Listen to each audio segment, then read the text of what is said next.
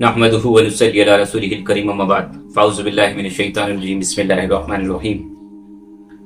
अजीज दोस्तों, I would like to welcome you all once again तारीख़ इस्लाम की इस एपिसोड नंबर 3 में आप लोगों को खैर मक़दम है। जैसे कि आप लोगों को बताया गया था कि हम तारीख़ इस्लाम को बयान करने जा रहे हैं, तो अब चूँकि तारीख़ इस्लाम वो सिर्फ किसी एक नबी पर मुश्तमिल नहीं है, लिहाजा इस कायनात की इब्तदा कैसे हुई, जिस तरह से आप अपने कायनात को देखते हैं कि जो ये बहुत ही खूबसूरत है। यहाँ पर सरसब्ज व शादाब फ्लावर्स है, पेड़ पौधे हैं, पहाड़ है, रेगिस्तान है, झरने हैं, नदी तालाब है, सब कुछ बहुत ही खूबसूरत लगता है ना। लेकिन क्या ये सारी कायनात जिस तरह से आज वजूद रखती है, क्या हमेशा से ऐसे ही थी? तो लिहाजा कायनात की इब्तदा कैसे हुई, इसकी शुरुआत कैसे हुई? क्योंकि जिस वक्त अगर हम लोग शुरुआत करते हैं तो हमें मालूम हो जाता है कि आखिर किस किस तरह से वक्त वक्त पर अल्लाह तबारक व तआला ने इस कायनात में तब्दीलियाँ की और फिर उसके बाद नस्ल इंसानियत का दौर यहाँ पर शुरू हुआ। नस्ल इंसानियत की शुरू होने से पहले दुनिया की क्या कैफियत थी, ये सब कुछ इन तारीख़ इस्लाम वाले एपिसोड्स में आपको वक्त वक्त पर मालूम होते रहेगा। तो लिहाजा आज की इस वीडियो में हम लोग जानेंगे कि आखिर इस कायनात की इब्तिदा कैसे हुई है।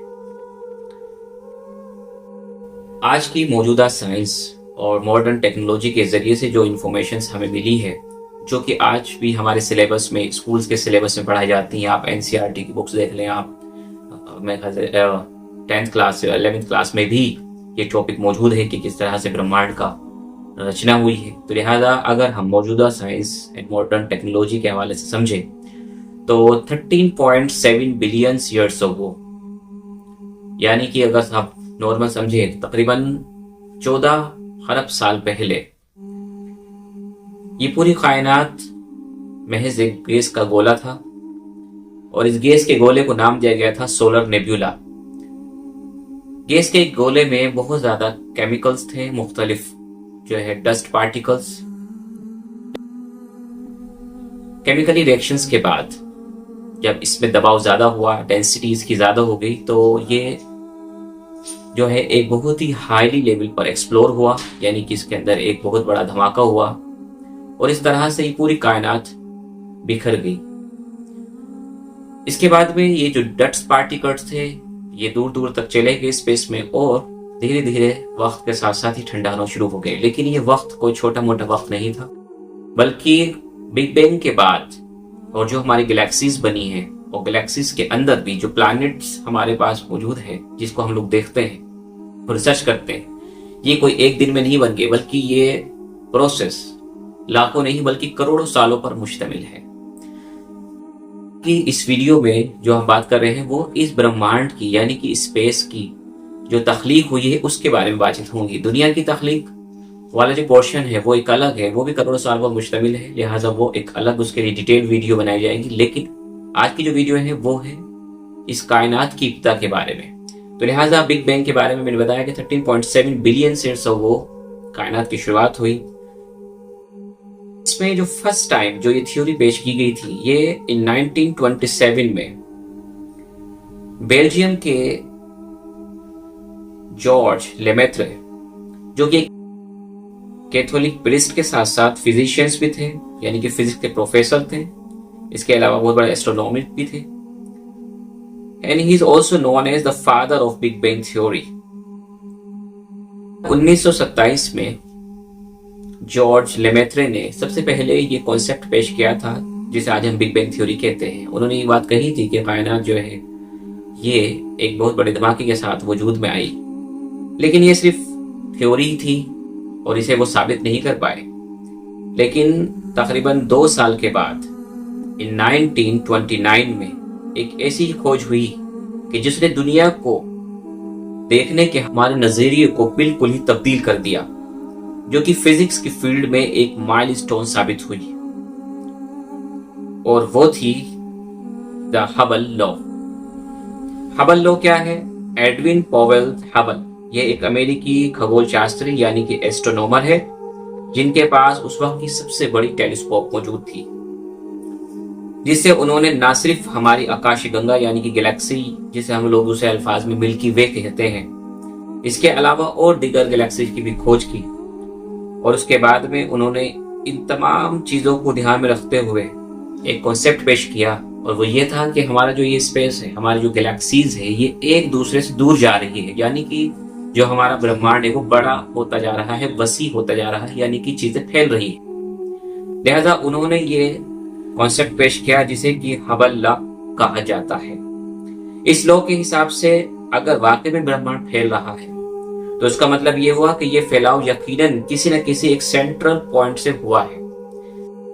इस कॉन्सेप्ट से तो जॉर्ज लेमेत्रे का जो कि बिग बैंग थ्योरी थी, इसे तकवीत मिली और ये थ्योरी कितनी इंपॉर्टेंट है आज के दौर में साइंसदानों के नजदीक कि इसी की बिहाफ पर और इसी कॉन्सेप्ट को मानते हुए और इसी थ्योरी पर अमल करते हुए इस वक्त दुनिया की सबसे बड़ी मशीन, जिसे महामशीन कहा जाता है, यानी कि LHC लार्ज हेडन कोलाइडर बनाई गई थी। इस मशीन का बनाने का मकसद क्या था? वो यही था कि वो न्यू पार्टिकल्स खोजना चाहते हैं ताकि वो देख लें कि आखिर इस कायनात की इब्तिदा जो हुई वो किस तरह से हुई। ये तो हमें मालूम होगा कि बिग बैंग की थ्योरी के नजरिए से कि बिग बैंग के बाद ये कायनात वजूद में आई, लेकिन वो कौन कौन से पार्टिकल्स थे जो कि इस पूरे प्रोसेस में इस्तेमाल हुए और उन्हीं के साथ दुनिया वजूद में आई। लिहाजा इन 1998 से लेकर के 2008 तकरीबन 10 साल की मेहनत के बाद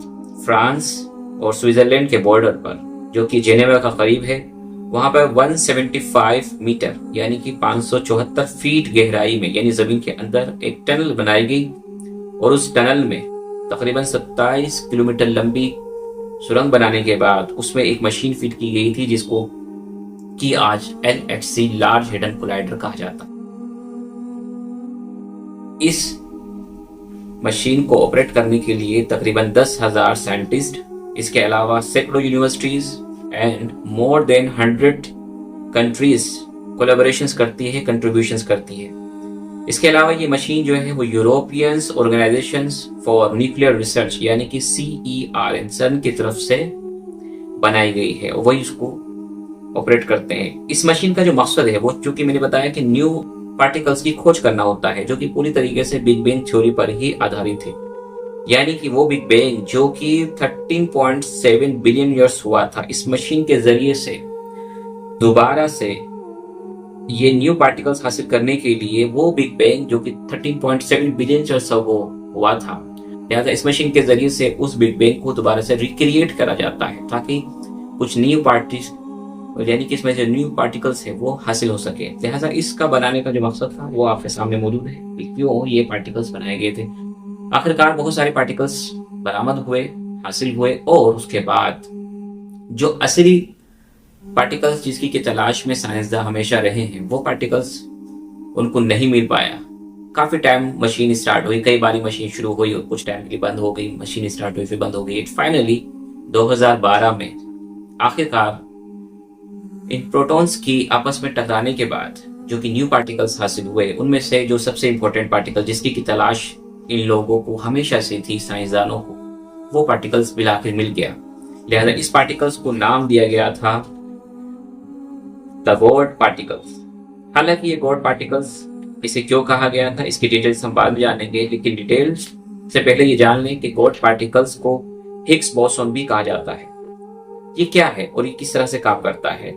दुनिया में जो मौजूद चीजें हम लोग देखते हैं, जिनसे कि हर चीज वजूद में आई है, हमारा ये स्पेस जो कि मौजूदा तमाम चीजों से बना हुआ है, इनमें जो सबसे इंपॉर्टेंट चीज है वो है एटम। इस एक एटम में इलेक्ट्रॉन, न्यूट्रॉन और प्रोटॉन नाम के 3 मॉलिक्यूल्स होते हैं। ये सभी मॉलिक्यूल्स एक सब एटॉमिक पार्टिकल से बने होते हैं।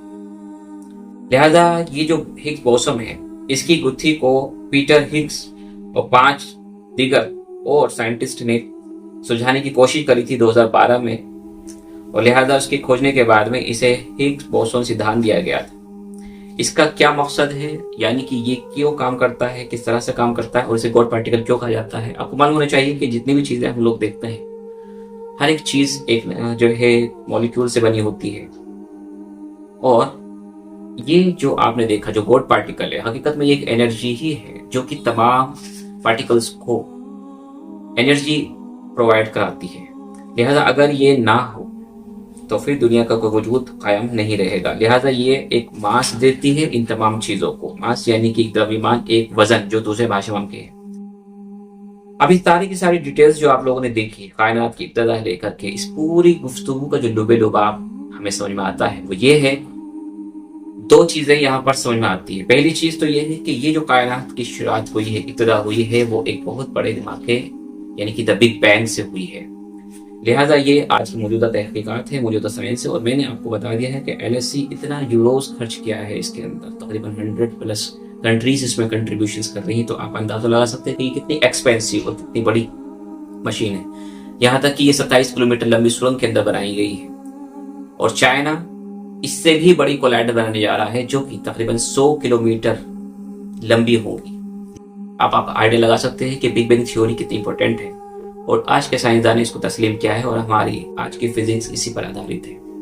लेकिन दूसरी चीज जो हमें इस कॉन्सेप्ट से मालूम हुई है कि वो ये थी कि जिस वक्त बिग बैंग हुआ तो बिग बैंग होने के बाद में चीजें जो है एक दूसरे से दूर होनी शुरू हो गई, गैलेक्सीज बनी, और गैलेक्सीज के बाद में हमारे सोलर सिस्टम्स बने, और ये कायनात पूरी की पूरी वजूद में गई। लिहाजा पहली चीज तो ये कि बिग बैंग हुआ था जिससे कि दुनिया वजूद में आई, और दूसरा ये कि यह कायनात बड़ी से बड़ी होती जा रही है, जैसे कि हबल लॉ से ये बात मालूम हो जाती। लेकिन ये दोनों ही चीजें कुरान मुकद्दस के अंदर मौजूद है।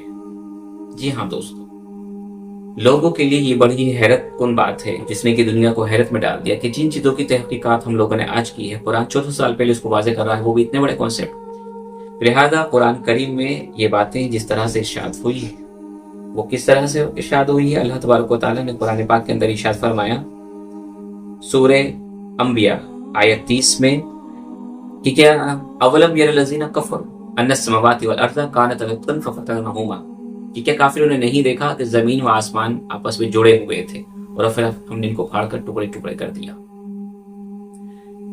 रत्कन के मामले जवा होने के, फतकन के मामले जो है वो फट जाने के हैं, दूर दूर हो जाने के हैं। तो ये बिग बैंग थ्योरी का कॉन्सेप्ट जो हमने आज एक्सेप्ट किया है, कुरान करीम 1400 साल पहले इसको वाज़ेह कर चुका है। इसी तरीके से दूसरी चीज बिग बैंग हुआ, उसके बाद में चीजें दो है दूर दूर होनी शुरू हो गई, जैसे कि हबल लॉ से मालूम हुआ है, ये भी हमारे मौजूदा तहकीकात से मालूम हुआ है। लेकिन कुरान करीम में 1400 साल पहले इसको किस तरह से वाज़ेह फरमाया गया है, यह सूरह 51 आयत 47 में अल्लाह तबारक ने फरमाया, और हम ही ने इस कायनात को यानी कि आसमान को अपने हाथों से बनाया, और हम इसको वुज़अत दे रहे हैं, यानी कि हम इसको वसी कर रहे हैं, बड़ा कर रहे हैं, फैला रहे हैं। ये बातें 1400 साल पहले, क्या आपको लगता है कि साइंस का जिस वक्त वजूद भी नहीं था कोई शख्स ये बात कह सकता था? यकीनन ये बातें वही कह सकता है कि जिसने कि इस तमाम चीज़ों को खल्क किया है, बनाया है, क्योंकि बनाने वाला ही इन सब चीज़ों के बारे में नॉलेज रखता है। हम लोग यानी कि जो साइंसदान वगैरह होते हैं वो सिर्फ तहकीक करते हैं, इंसान महज तहकीक कर सकता है, लेकिन उसके बारे में जो प्रॉपर इंफॉर्मेशन है कायनात के बारे में, वो अल्लाह रब्बुल इज़्ज़त ही के इख्तियार में है। उसने बहुत सारी बातें लोगों तक पहुँचाई है ताकि लोग इससे इबरत हासिल करें, हिदायत हासिल करें, और ये जान लें कि कुरान खालिक के कायनात की तरफ से नाज़िल करदा है।